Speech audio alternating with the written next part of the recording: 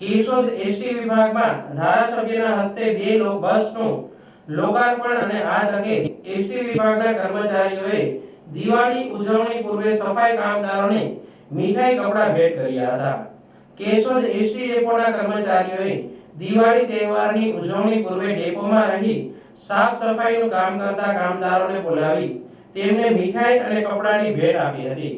આ કાર્યક્રમ સાથે કેશોદથી દાહોદ જવા નમસ્કાર લાંબા રૂટની બસ સેવા માટે સરકાર દ્વારા બે નવી બસ ફાળવાતા ધારાસભ્ય દેવાભાઈ માલમના હસ્તે લોકાર્પણ કરવામાં આવ્યું હતું અને ઉપસ્થિત મહેમાનોએ આ બસને લીલી ઝંડી આપી પ્રસ્થાન કરાવ્યું હતું।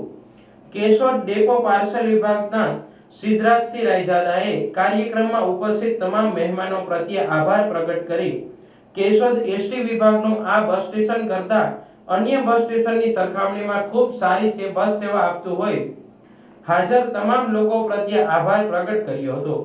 આ તકે પાલિકા પ્રમુખ મેહુલભાઈ ગોંડલિયા, પાલિકા સદસ્યો, હોદ્દેદારો, એસટી કર્મચારી સ્ટાફ હાજર રહ્યો હતો।